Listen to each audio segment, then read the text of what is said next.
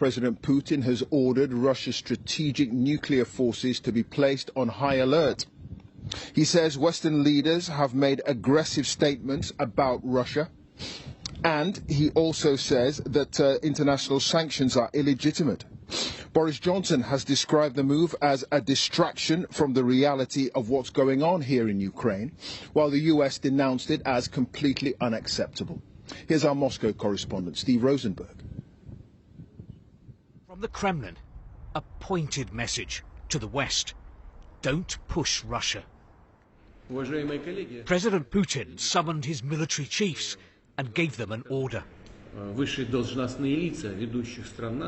Top officials of leading NATO countries are making aggressive statements about our country.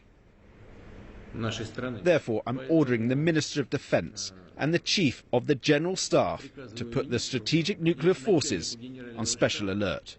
Would Putin really use them? He practiced a week ago, overseeing exercises of Russia's strategic deterrence forces. Typically unsubtle hints to America and NATO not to stand in his way over Ukraine. Today's special alert, more presidential muscle flexing. Across from the Kremlin, Muscovites gathered on a bridge to remember Boris Nemtsov, the Putin critic gunned down right here 7 years ago. For Vladimir Karamurza, this was a day for remembering a friend and for condemning the war. This is not Russia's war. This is not a war by the Russian people and the Ukrainian people. This is yet another military adventure, military crime by an unelected, unaccountable, authoritarian and frankly increasingly deranged dictator in the Kremlin by the name of Vladimir Putin. You won't hear anything like that on Russian state TV. It's been claiming that Russian troops are liberating eastern Ukraine and that Moscow is using force in the interests of peace. In Russia, television remains the key tool for shaping public opinion. So if you control TV, as the Kremlin does, you control the messaging. But not 100%, because today many Russians do get their news and information online. And there, they see a very different picture. So if you use the words attack, invasion or war... We can say only special operation. Yevgenia Albats edits an online magazine. Like other independent Russian media, the authorities have banned it from calling this a war. What is the Kremlin trying to do to the truth now in Russia? What they always do. Listen, they always... turn truth into lies. They lie.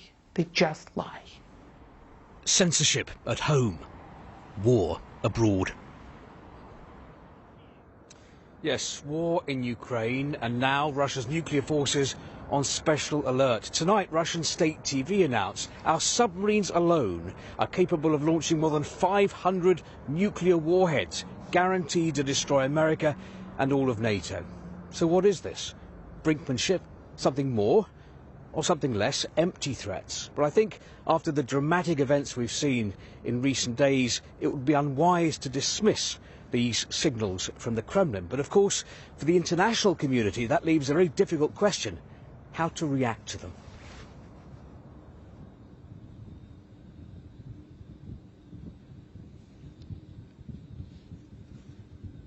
Okay, we'll leave it there. Thank you, Steve Rosenberg in Moscow. Well, our North America editor, Sarah Smith, is in Washington for us. Sarah, what's been the response to the suggestion that President Putin is putting his nuclear arsenal on standby? Well, of course, people here are very worried about it, both those at this pro-Ukrainian demonstration outside the White House and inside the White House. They're describing this as unprovoked escalation that is positively dangerous. I have to say this announcement came as a complete shock to the United States, where the administration here learned about it only as Putin made that announcement publicly. And what senior officials in the Pentagon are warning is that by invoking the use of potentially using nuclear weapons, Putin is raising the chances of a miscalculation that could make the situation much more dangerous. They're also really quite concerned about the tactics they're seeing already being deployed on the ground in Ukraine. They believe that Russia will attempt to isolate and lay siege to the capital Kiev, and that will of course vastly increase the risks of civilian deaths and casualties. One other thing, the UN is going to hold an emergency special session tomorrow to vote on a resolution condemning Russia, and to give you an idea of the significance of that, they've had only 10 similar sessions since 1950. OK, Sarah, thank you for that. Sarah Smith there, live in Washington.